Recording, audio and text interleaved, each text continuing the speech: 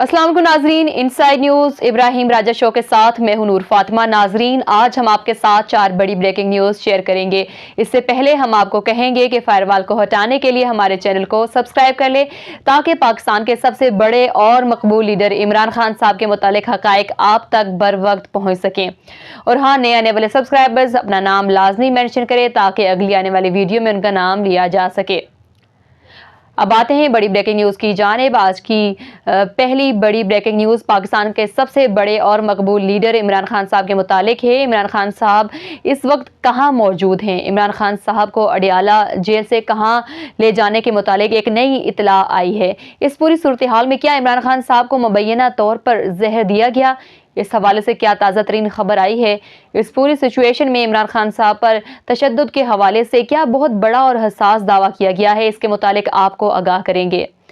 आज की दूसरी बड़ी ब्रेकिंग न्यूज़ पीटीआई की शहादतों के मुतालिक है। एक और आलमी मीडिया ने एक इंतहाई दिलखराश नौयत की रिपोर्ट जारी कर दी है। इस रिपोर्ट में पीटीआई के कितने अरकान की शहादतों के मुतालिक 2 बड़े इंकशाफ किए गए हैं। पीटीआई की शहादतों के मुतालिक 3 नए और इंतहाई तकलीफदेह नौयत की वीडियो क्लिप्स सामने आ गए हैं। इस पूरी सूरत हाल में इस रिपोर्ट में हुकूमत के किन वजीरों को झूठा करार दिया गया है और ये 3 क्लिप्स किन शोहदा के मुतालिक हैं, आपको बताएंगे। आज की तीसरी बड़ी ब्रेकिंग न्यूज़ जीएचक्यू के एक एजेंट और इमरान खान साहब के मुतालिक है। जीएचक्यू के एजेंट ने इमरान खान साहब पर कातिलाना हमले के हवाले से क्या इंकशाफ किया है? इमरान खान साहब की जान लेने के हवाले से क्या धमकी दी है? जीएचक्यू के इस एजेंट का नाम भी आपको बताएंगे।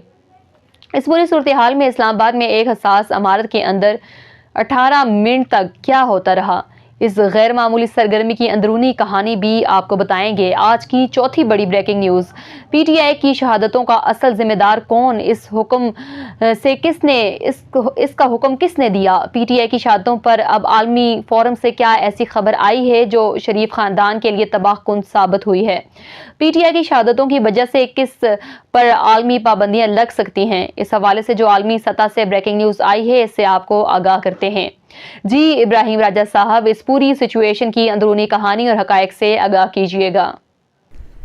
देखें नूर, जीएचक्यू इमरान खान साहब की मुंतकली के मुतालिक एक नई और दिलखराश नोयत की खबर।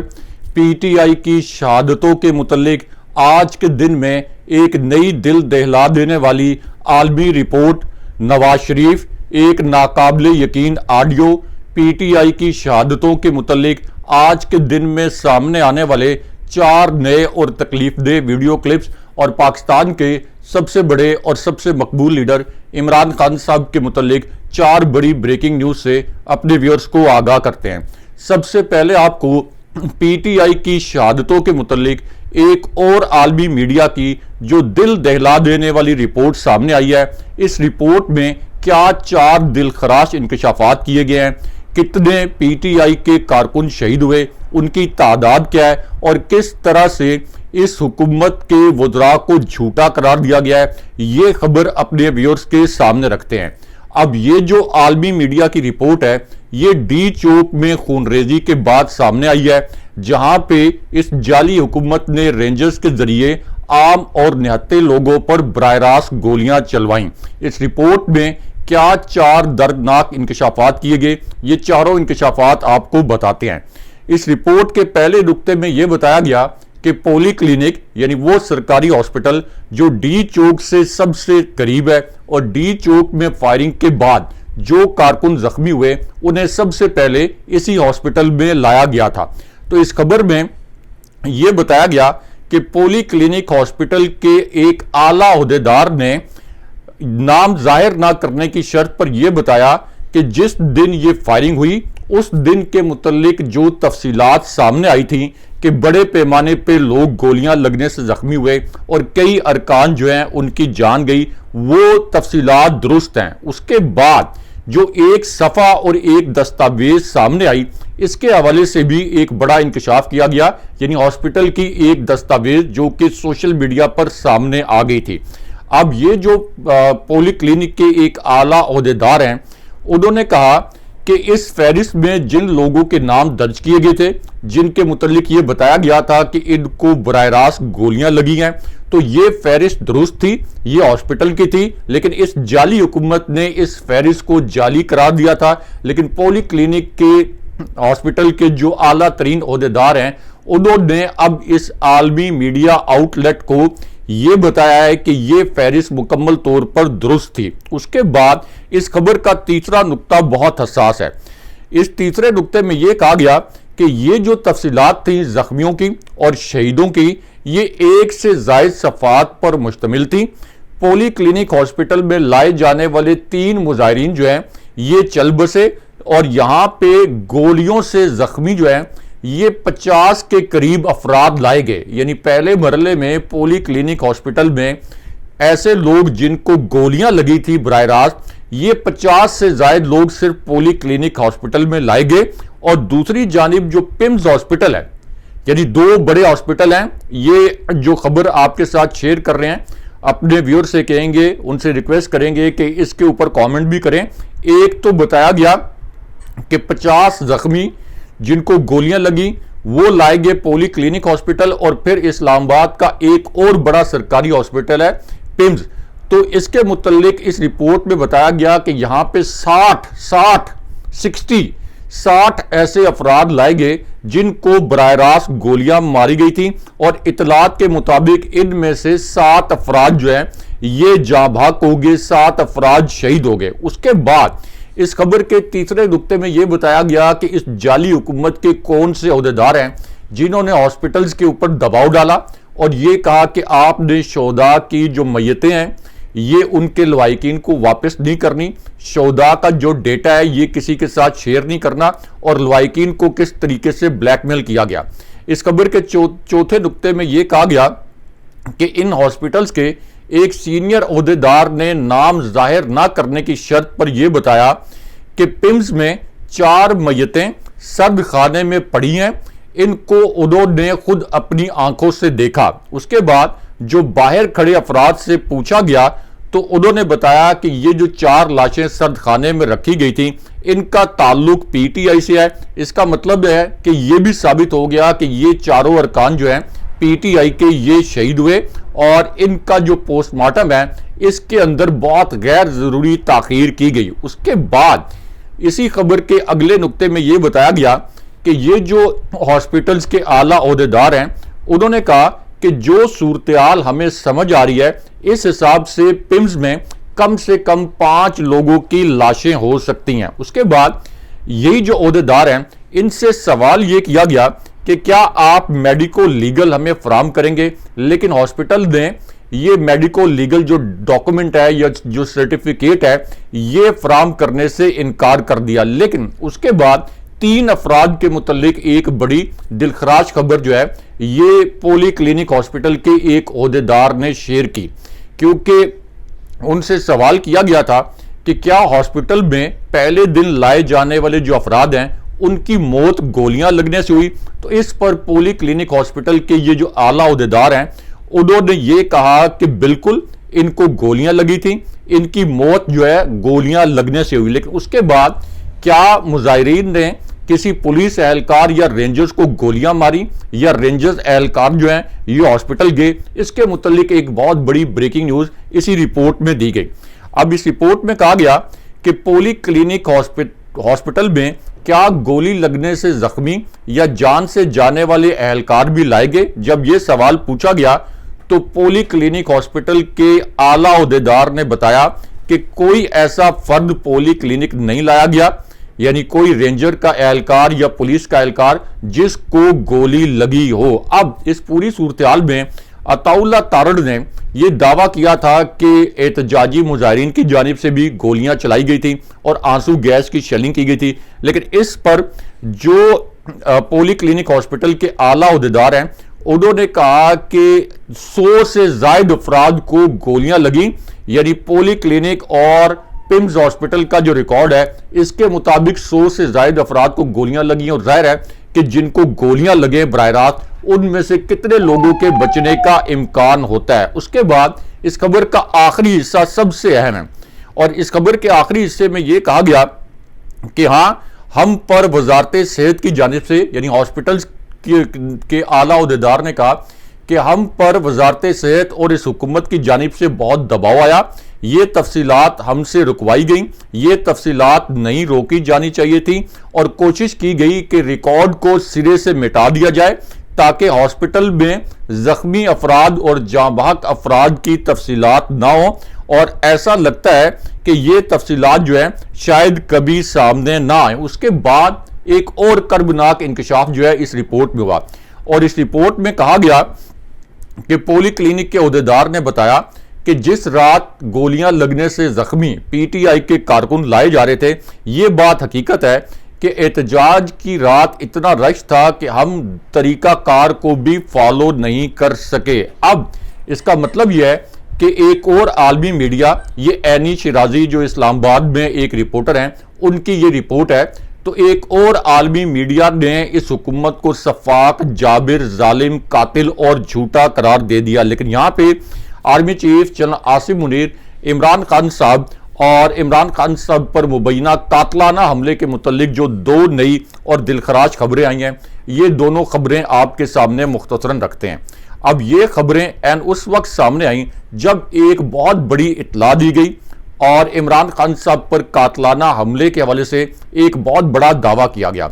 इस पहले दावे में यह कहा गया कि इमरान खान साहब को कोई ऐसी चीज दे दी गई है जिसके बाद उनके दिमाग पर बहुत ज्यादा असर हो गया है। इमरान खान साहब को किसी जहरीली चीज के स्प्रे से मुतासिर किया गया है। इससे इमरान खान साहब का दिमाग जो है खुदा न खास्ता मफलूज हो सकता है। और उसके बाद इसी खबर में कहा गया कि इमरान खान साहब की तबीयत इंतहाई नासाज है। लेकिन उसके बाद जो दूसरी खबर थी वो इससे भी दिलखराश है। इस दूसरी खबर में यह कहा गया कि इमरान खान साहब को अडयाला जेल से खामोशी से शिफ्ट कर दिया गया है। डी चौक में जो खूनरेजी की गई और जिस तरीके से पीटीआई के लोगों को गोलियां मारी गई, उसके बावजूद इस जाली हुकूमत को यह सदमा था कि पीटीआई के मुजाहिरीन किस तरीके से डी चौक पहुंचे, तो इसकी सजा इमरान खान साहब को दी गई। और इस खबर के मुताबिक इमरान खान साहब को फौजी हेडक्वार्टर के किसी सेल में मुंतकिल किया गया। उसके बाद इस खबर या इतला में यह कहा गया कि इमरान खान साहब फौज के हेडक्वार्टर के किसी सेल में मौजूद हैं और इस सेल को आगे से कोई दीवार बना के मुबैना तौर पर बंद कर दिया गया है। और उसके बाद इसी इतला या इसी दावे में यह कहा गया कि इमरान खान साहब बदतरीन टॉर्चर की जद में है, इनके गिर्द फौजी एहलकारों का मासरा है।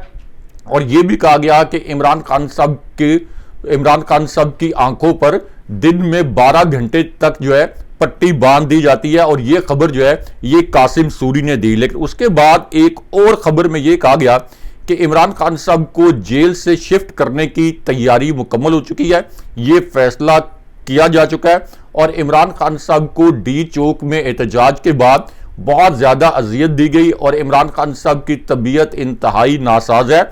ये खबर भी पीटीआई के जराये से, या आप ये कह लें कि कुछ साफियों ने अपने जराये से ये खबर दी। अब इस पूरी सूरत हाल में इस जाली हुकूमत ने और इस्टेब्लिशमेंट ने इमरान खान साहब की मुंतकली के मुतल्लिक एक नई खबर लॉन्च करवाई है।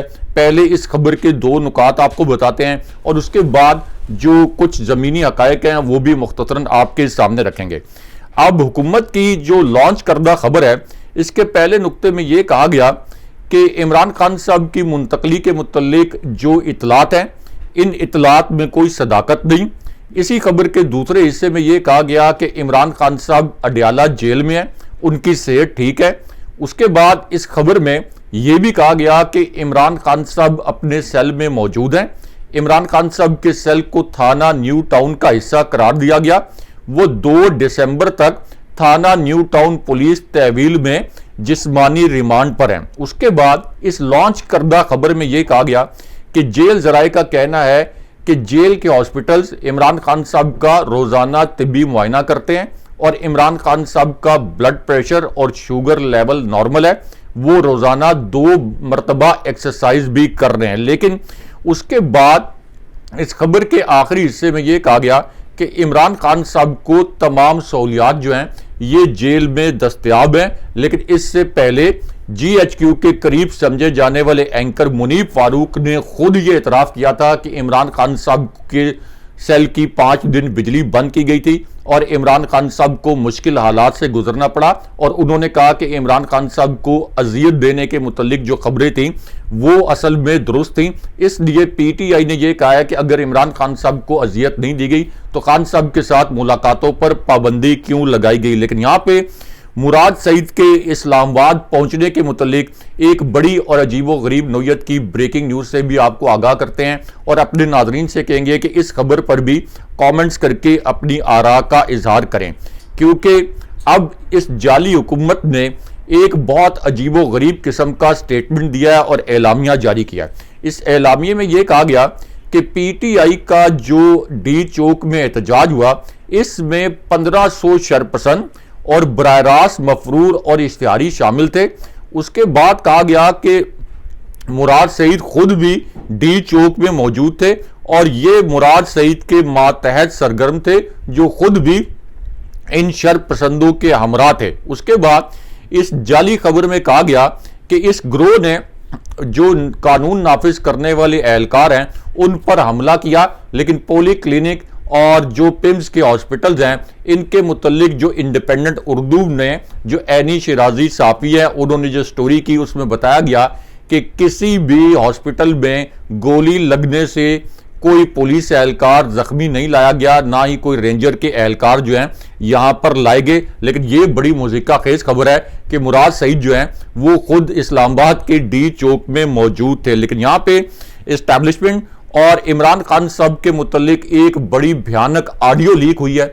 ये ऑडियो किसकी है और इसी ऑडियो पर इस वक्त सोशल मीडिया पर एक बहुत बड़ा ट्रेंड भी चल रहा है, इसके मुतालिक आपको बताते हैं और इस ऑडियो में क्या है ये आपके सामने रखते हैं। तो मामला ये है कि इमरान खान साहब का एक केस है जिसमें इमरान खान साहब का जिस्मानी रिमांड दिया गया था।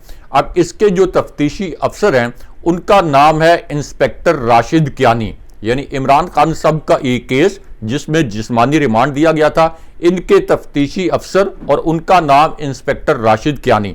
अब राशिद कियानी जो है इंस्पेक्टर राशिद कियानी, इनकी एक ऑडियो लीक हुई है और वो इस ऑडियो में पूछ रहे हैं, किसी खातून को उन्होंने कॉल किया है और उसमें पूछ रहे हैं कि मैडम इस केस में क्या करना है, आप बताएं कि इस केस में क्या करना है, जो आप हुक्म करेंगी हम वैसा ही कर देंगे। अब ये सवालात उठाए जा रहे हैं कि ये जो इंस्पेक्टर राशिद कियानी है क्या ये मरियम नवाज को कॉल करके उनको मैडम कह रहे थे, उनसे कोई हदायत ले रहे थे, मरियम नवाज की हुकूमत की किसी और खातून मुशीर या वजीर से ये एहकामात ले रहे थे कि इमरान खान साहब के केस का क्या करना है। अब तक इस ऑडियो के ऊपर किसी किस्म की वजाहत नहीं आई। लेकिन यहाँ पे army chief general Asim Munir, Pakistan के सबसे मकबूल लीडर इमरान खान साहब और GHQ के एक एजेंट के मुतल्लिक भी एक ब्रेकिंग न्यूज से आपको आगाह करते हैं। अब GHQ के और इस्टेब्लिशमेंट के एजेंट समझे जाने वाले सेनेटर फैसल वाउडा ने आज ये कहा कि मुझे KP में गवर्नर राज लगता नजर नहीं आता, ये हुकूमत PTI की मार्केटिंग टीम है, ये हुकूमत PTI को सहूलत देती है, हुकूमत ने एहतजाज से दुरुस्त तरीके से नहीं निपटा। यानी उन्होंने भी एतराफ कर लिया कि तनकीद जो है सारी इस्टेब्लिशमेंट पर आ रही है। उसके बाद फैसल वाउडा ने कहा कि बुशरा बीबी साहिबा की वजह से इमरान खान साहब को खतरा हो सकता है, उनकी जान को खतरा हो सकता है। इस वक्त सारा फसाद बुशरा बीबी ने फैलाया है और अब GHQ के करीबी लोग और इस जाली हुकूमत के वुज़रा जिस तरह से बुशरा बीबी के ऊपर हमले कर रहे हैं, उनको निशाना बना रहे हैं, इससे लगता यह है कि बुशरा बीबी साहिबा से इनको तकलीफ है और इससे यह भी साबित हो गया कि बुशरा बीबी साहिबा जो कुछ कर रही हैं ये इमरान खान साहब के दिए हुए मिशन के मुताबिक कर रही हैं।